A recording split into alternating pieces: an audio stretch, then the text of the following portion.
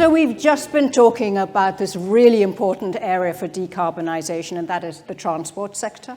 We're now going to switch our focus to another really important area, an extremely knotty issue, which is the hard-to-abate sectors like steel, cement, etc. We're going to take a deep dive into steel. We're going to hear from Bharat Forge, we just saw the sponsor video there, and also from Vardhman Steel, a specialist steel company from India.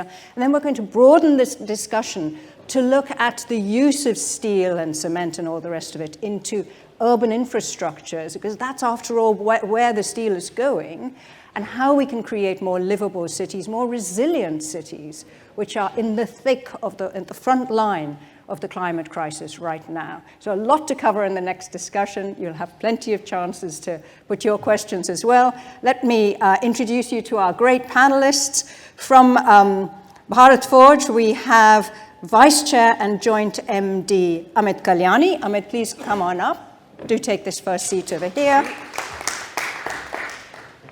From Vardhman Special Steels, Vice Chair and MD Sachit Jain. Welcome, Sachit. From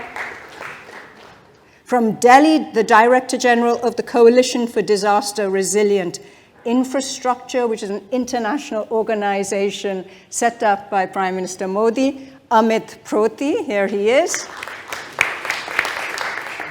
Also from Delhi, founder and CEO of the Council on Energy, Environment and Water, CEEW, which is one of the leading sustainability think tanks, not just in India, but in the world, Dr. Arunabha Ghosh. Hi, Dr. Arunabha.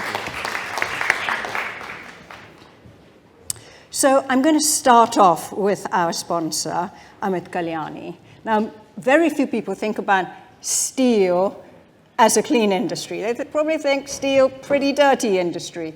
But that's an outdated concept. Let's find out why. What are you doing then in Bharat Forge? Oh, these should be, can we get a hand mic, please? Unless you want me to go there. No, we've got plenty of spare mics. We've got 4 here, actually. Here you go. Okay. Oh, you can try this. Fine. So, good afternoon. It's a pleasure to be here. And as Nisha mentioned, we're a hardcore manufacturing company. We both produce and consume steel. So we produce steel using 2 routes. One is electric arc and the other is a blast furnace. Our electric arc based steel company was the first steel company in the world to be certified by a third-party agency to be net zero on steel in scope 2. And we did that by using an approach which was, think local, which is think about your situation, your circumstance, and adapt your business to that. So right from the 1990s, we've been investing in renewable energy. In fact, we were the first manufacturing company in India to set up our own windmills in 1994. And ever since then, we have now invested in almost close to 400 megawatts of wind energy. And about 45 to 50% of our energy as a group is generated by renewable, combination of solar and wind. So when I say that you have to think local and think situationally, is that Scope 2 demanded that both circularity of resources, because you couldn't import scrap or whatever. So we built a network to source the steel scrap locally, and then we converted all our energy sources into either electric or hydrogen based, and eliminated all the CO2 in that process. And today we're already making steel and selling it commercially up to about 8,000 tons a month to people who want to pay the extra cost for being green. And Tell us a bit more about what you're doing on the recycling front. Yes. Because it actually goes beyond simply the steel, right? So what we had to do was we had to identify sources of raw material for ourselves, which were secondary and which were within a 40-kilometer radius of us. And then we deployed electric trucks, which we convert into electric. So we call them reborn electric. And my previous panelist spoke about repowering, and that's something that we do. We also have certified repowered trucks, and we use them to collect the scrap, bring it to our plant, and convert it into steel. So we've really thought of scope 1 and scope 2.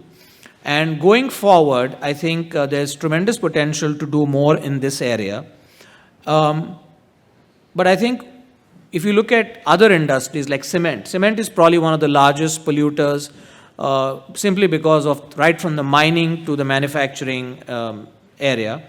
And I believe that with 3D printing, there is scope to even recycle old buildings and extract the cement from that and reuse it in 3D printed structures. You may not be able to build high rises with it, but you can definitely build low rise, low cost architecture using it.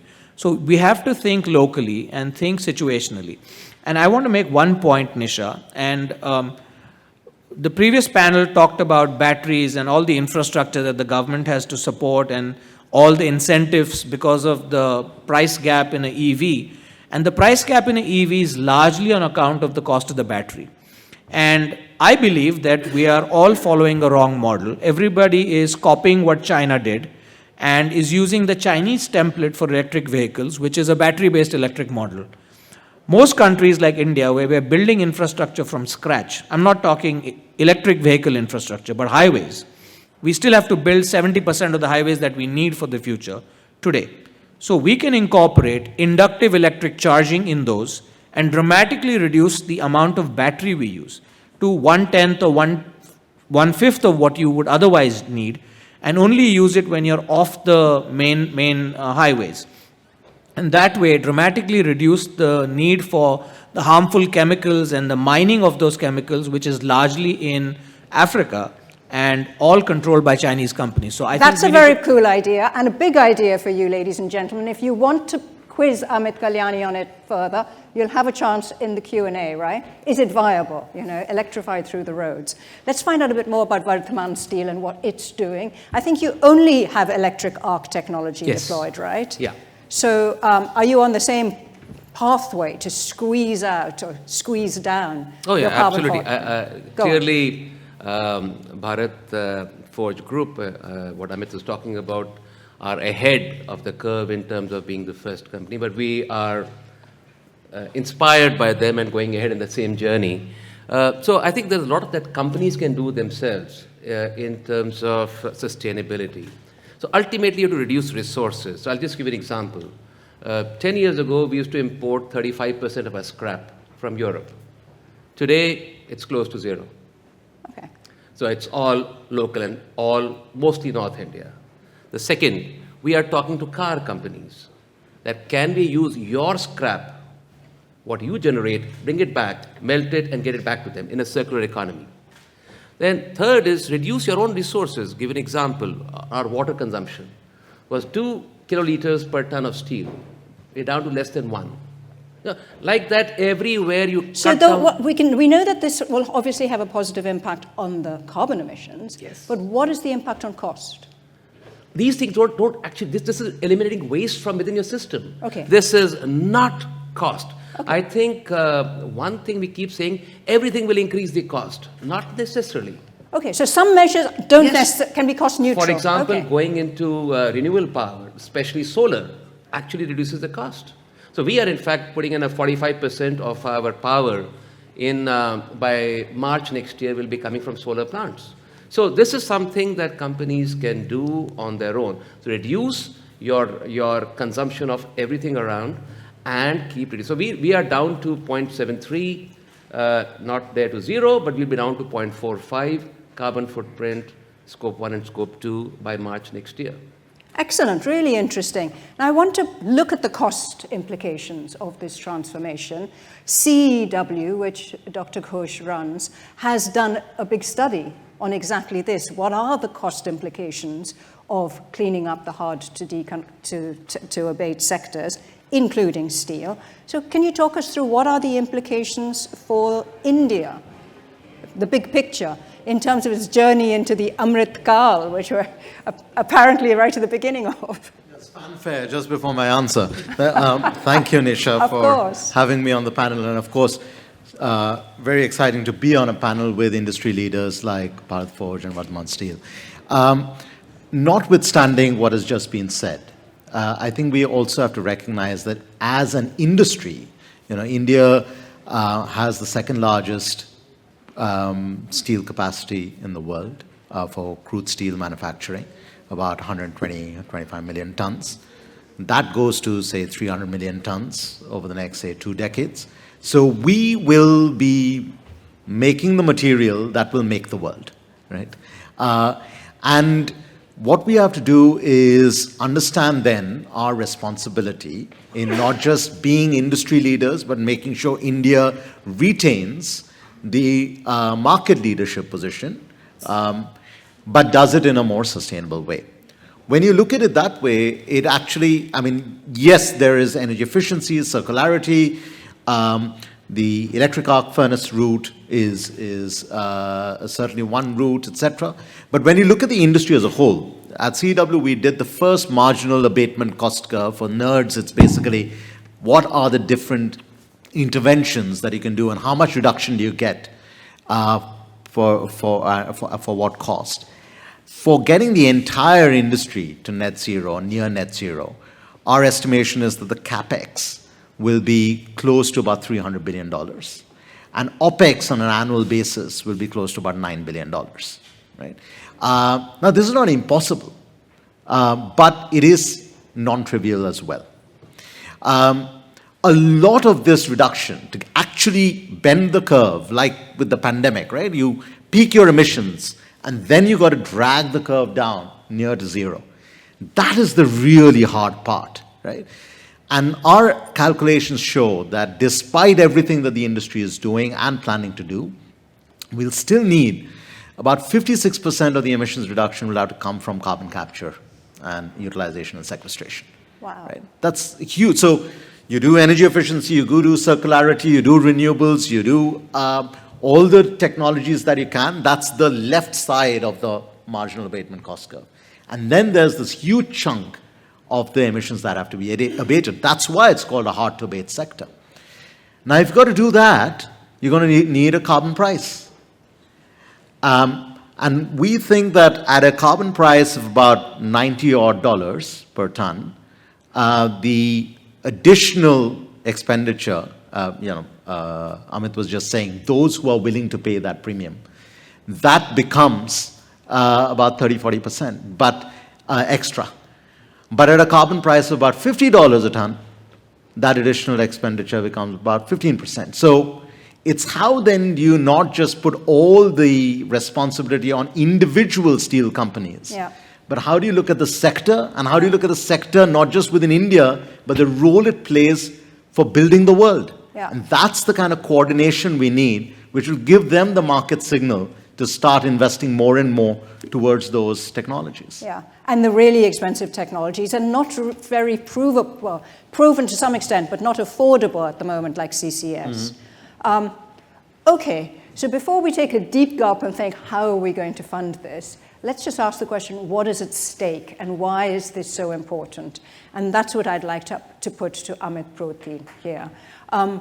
Why is it so important that we do rethink the way we build our cities, the way we build our infrastructure? Thank you so much for having me. First of all, I think, just to be part of this eminent panel is a pleasure, and the challenge that we face. We've talked about transitioning industries. I represent an organization which is, I'll just give you the name, and if you can help me decipher the name, that will be my job done. Coalition for Disaster Resilient Infrastructure. First of all, building a coalition. I lead an organization which is led by India, but now has 39 countries that have joined this leadership. It's about disaster resilience. Resilience itself, if I look around the room, I don't know how many of you can give me a great definition of what is resilience. And then we talk about infrastructure, which is, you're talking about steel, you're talking about roads, you're talking about airports, seaports, etc. So why am I sitting here on a panel with all of you? I think, one, as each industry is focusing on achieving its net zero commitments, there are certain other problems that we need to keep in mind. If you're living in Delhi today, it's already 50 degrees. I don't know, did you face it? It was hard, it was hot like hell. If you're living in Chennai or even parts of Europe, you're seeing floods, you're seeing cyclonic activities, et cetera, et cetera, et cetera. All of this actually links back to how we are building. So one is that, yes, climate change is bringing new risks to us, but also how we're building is adding to those risks. So for industries, as you're thinking about reducing your emissions, how much attention are you paying today to, is your supply chain actually going to withstand if there's a cyclone coming off the coast of your shipping lanes? Yeah. Is your transportation network that you're relying on going to function the way it's designed to function? You have now railroads starting to melt because of heat. The tube apparently is already so hot sometimes that it is unusable. These are just snapshots of examples where infrastructure is, all our lives actually are heavily dependent on infrastructure. And infrastructure that was built in the past is actually facing a lot of challenges already. So when we're thinking about the future infrastructure, what do we need to do? And that'll be the second part of my question I'll come back to. But what do you need to do to start thinking about, let's not continue to make the same problems of today into tomorrow? That's a really nice point at which to motivate our next round of questions, which is about how do we design better, how do we build better cities and infrastructure in the future. Does anyone want to put a quick question to our panelists at this stage before we move on? Yes, a lady over there. Can we get a mic to her super fast? Quickly tell us who you are, please. Thank you. Hi, I'm Carly. I'm from the Department for Science, Innovation and Technology. So I was walking around London on Saturday and I saw a living wall covering a corner of the building. It was 8 stories high, so many different plants, and you could see the insects on it, like fuchsias and ferns, all different things that I wouldn't have expected to have seen in this living wall. Why aren't we doing more of that? Thank you. Arunabha, how can I put that to you? They've just designed their own building, CEEW, haven't you, in Delhi? Yeah, well, we haven't got a living wall. In fact, exactly 2 days ago, my wife was saying, we also saw a building, and she said, are there insects in there? And we had exactly the same conversation. I think even before we get there, we've got to think about the general point you're nudging us towards is when are we going to start thinking about the built environment as part of the natural environment rather than the built environment as separate from the natural environment. And we've got, this entire industry that we've built of cement and bricks and mortar as something separate. That's the paradigmatic change that we need in our mindset.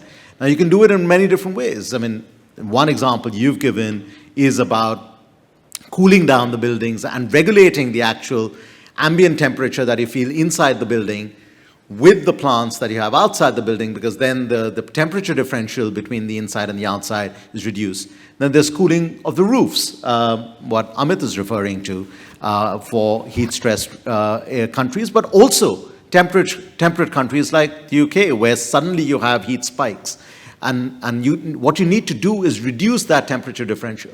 Then there's the materials that go into it. I mean, some of the examples that we already started talking about, but at our office, for instance, our flooring is either 100% biodegradable or the carpeting is made with nearly 80% recycled products and manufactured in a plant that's running 100% on renewable energy. So then there is, the plants that you've got. Of course, here it rains a lot. In India, we'll have to figure out how do we irrigate those plants. So what we do is retreat, recycle all of our drinking water that is treated back into the irrigation of the 1,000+ plants that we have in our office. Then you have to reduce the lighting load. This is notwithstanding the amazing week we've just had, generally a dark country. So how do you optimize for lighting in a way that reduces the lighting load? We have managed to reduce our lighting load back in Delhi by about 25% just by optimally designing the lighting based on where you're sitting. So I think the bigger point is we are not making these conscious choices in general because we are still leaving sustainability as a choice rather than as an imperative. So if it matters to you, you will do it. If it matters to me as my institution, we'll go the extra mile. I think the imperative comes in the form of the prices we place on water, on energy, on carbon, on materials.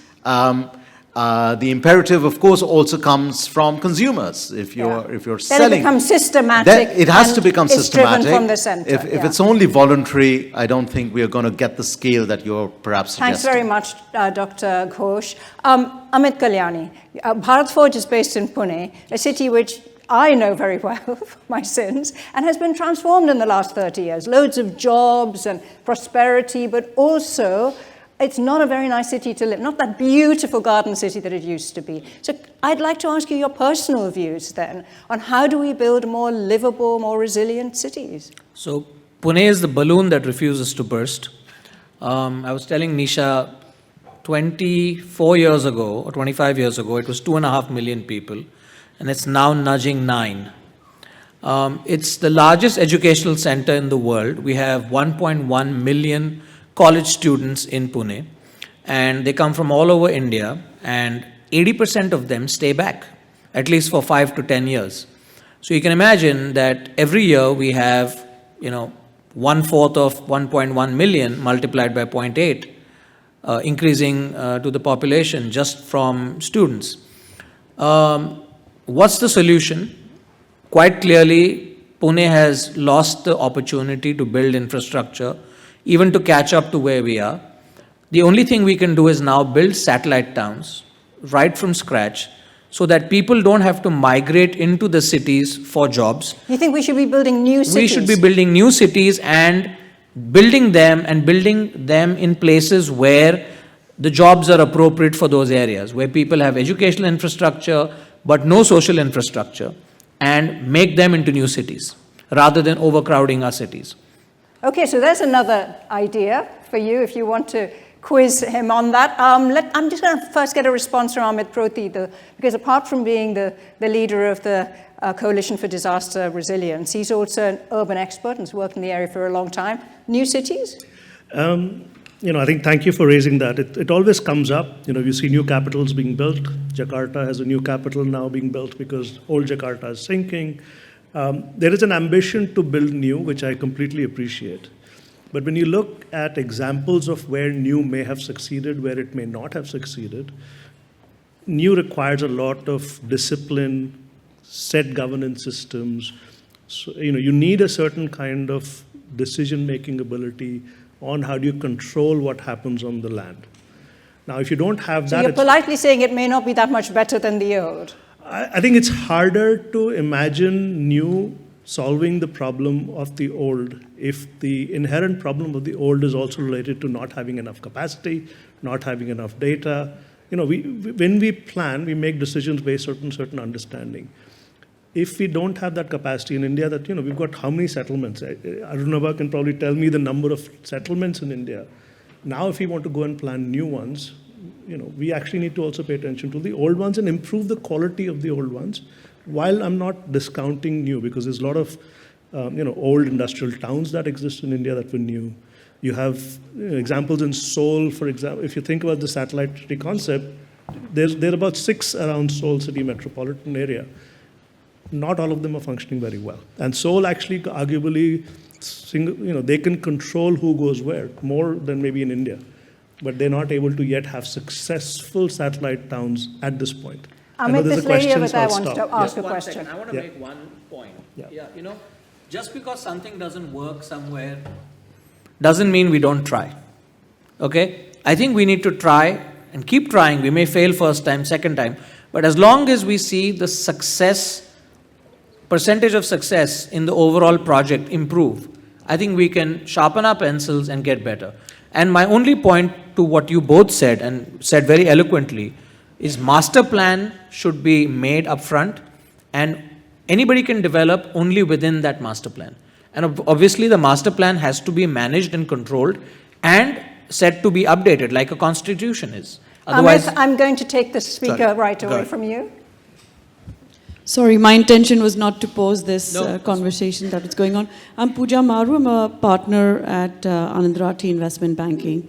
My question is actually going back to one of the earlier comments on carbon capture. And I just want to ask the panel the feasibility, sort of, I think we've talked about hydrogen feasibility. I just wanted to understand where technology and feasibility is for carbon capture. Arunabha Ghosh. This is, carbon capture has been happening for decades in certain industries, but not happening at the scale that is needed for the global economy as a whole, obviously, which is why I gave the range of prices, right? At a certain, close to $100 a ton, you get a certain kind of technologies going. At $50 a ton, you get something else going. It's not just about capture, it's about sequestration. In India, we've done another study at CEEW, which looked at India's unique geological kind of position, that we have got massive basalt rock formations, which makes it suitable for a form of sequestration, which is not the same as the kind of sequestration you would do elsewhere. So again, I think Amit used this phrase localize or think locally. And I think when we even use this phrase carbon capture, the way you would do it in the UK might not necessarily be the way you would do it in India. Right. But what is needed is definitely clear price signals on carbon, but also international coordination on the massive amounts of R&D that will need to go into not just carbon capture, but also carbon dioxide removal. Something occurred to me earlier while you were talking, Sachit, Jain. I just wanted to follow up with you, and that is it's the need to develop a scrap market, right? And at the same time, we're trying to promote EVs, right? We're trying to get people to trade in their old cars. Is there a way in which cities and the steel industry can work together? Oh, absolutely. In fact, India has a problem that in the future, already there is a scrap shortage. So India is still importing scrap. I mean, I may talk about my company is not importing, but Yeah. India as a country is importing scrap. And we still have these old vehicles which are belching out thick smoke. And there is a scrappage policy. I think the point is we need to have a scrappage policy being implemented. But the problem is we don't have the infrastructure just now that if the government decides to scrap it and implement it, where will they get scrapped? So this is an investment opportunity because the world, UK particularly, also has companies that do this. This is an investment opportunity to come in and invest in India. And once the infrastructure comes in place, then very strict enforcement of this. So this can easily be done because the rules are in place. There is enough old vehicles lying.